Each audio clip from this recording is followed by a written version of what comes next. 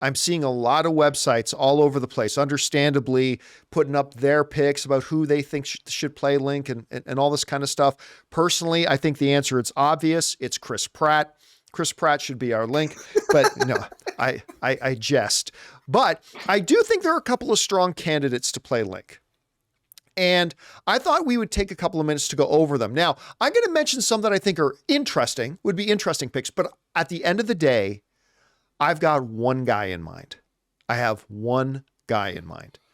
Let's start with some of the interesting ones.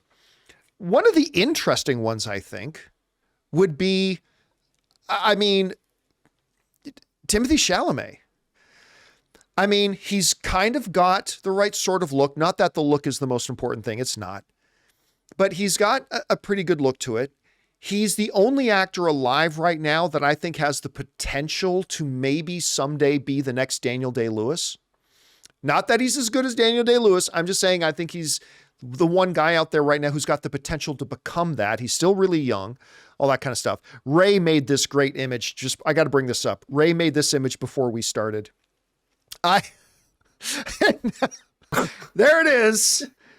Timothée Chalamet as Link. I love that image that Ray made. But yeah, so I think Timothée Chalamet would be an interesting one. Fabulous, fabulous, fabulous performer. He's one of the best actors on the planet. You can't ever go wrong with something like that.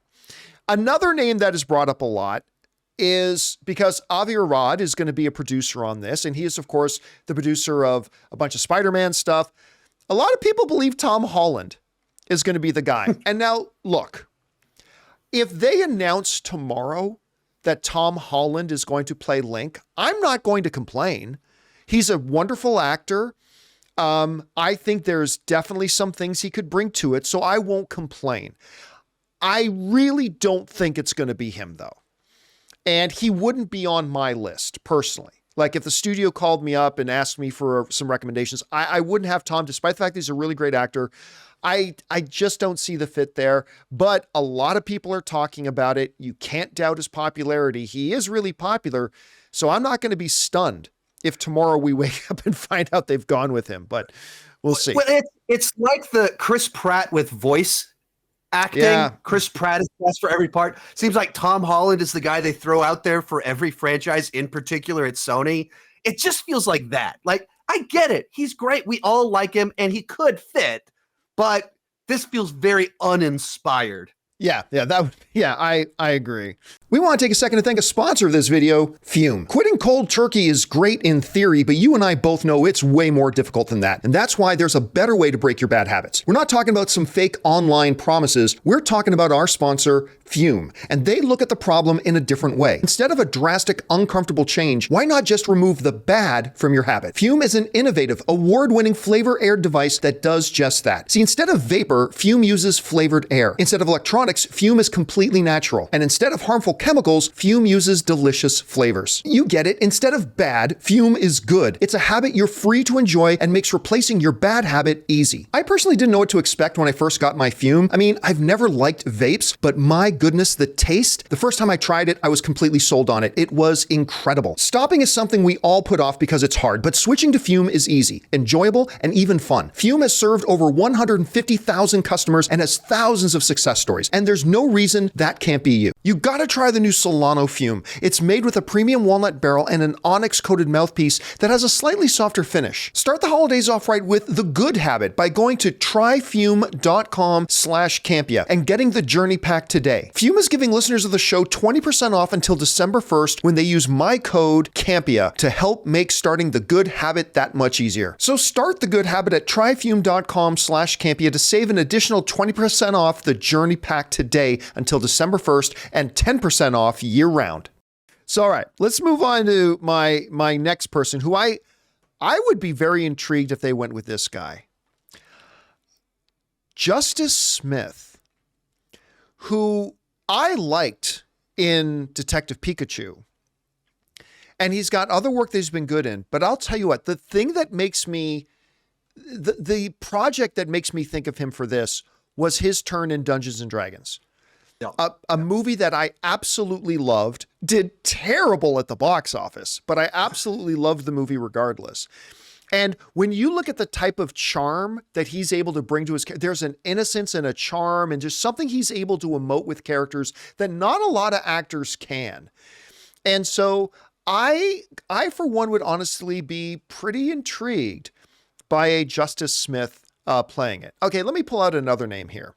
I haven't seen anybody else mention this one. As other people have mentioned Timothée Chalamet, Tom Holland, Justice Smith, but I haven't seen anybody mention Jack Dylan Grazer, who most of you guys will remember him from the Shazam films. But I think this is a kid who's got a lot of upside. I really, really do. And whatever you think about the Shazam movies, when you look at the type of personality that he infused into his character in those films, I think there's a lot of potential that he has. And I think obviously he'd need a haircut. Like, no doubt he would need a haircut.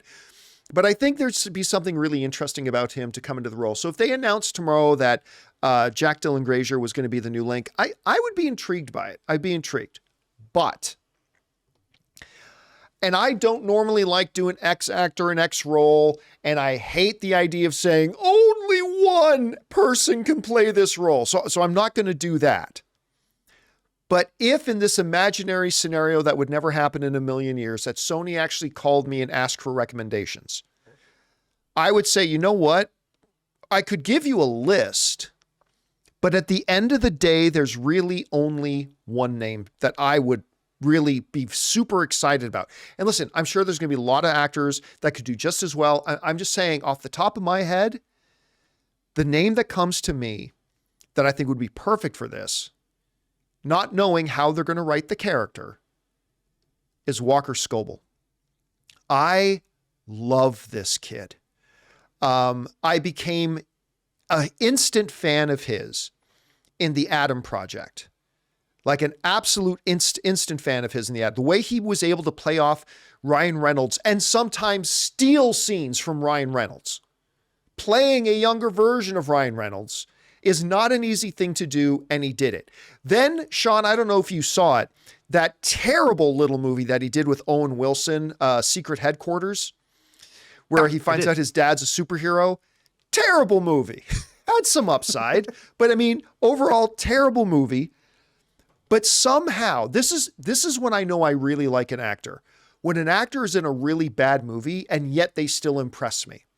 And I really liked him in that. And all the stuff I've seen from the upcoming Percy Jackson and the Olympians. Now, good, they might want to go with somebody a little bit older, in which case that kind of disqualifies Scobell. But I love the idea of this kid as Walker, as Link, as Walker Scobell as Link. I love the pick. And I don't know if that'll turn out. And whoever they pick, I'm sure will be great. But that would be my actual number one pick. So, Sean, as we talk about a Zelda movie and a potential project and all that kind of stuff, do you have any names that come to your head when you start to envision who could play this lead character of Link? Yes, I wrote a few names down. Right off the bat, I had Walker on my list as well. Nice. And for the same reasons. I mean, the Adam Project, if you're able to play against Ryan Reynolds, you've got talent. Like you've got a future. I think the one concern in my mind is two fantasy things, two franchises. So going Percy Jackson and going to Link. That's the one thought in my mind of like, is it just too much in the same ballpark? They're very different, but there's a little bit of overlap in the fantasy realm there. But he was absolutely on my list. One that wouldn't have been on my list a few months back, but Jacob Elordi.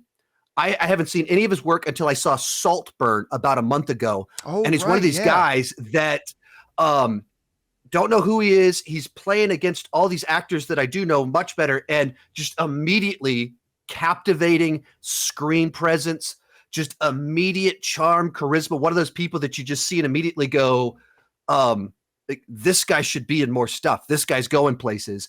I'm concerned, is he too good looking and is he too tall? Of complaints, those are low down the list, but this guy's like 6'5", like he's gigantic and just towers over everyone, but such a screen presence.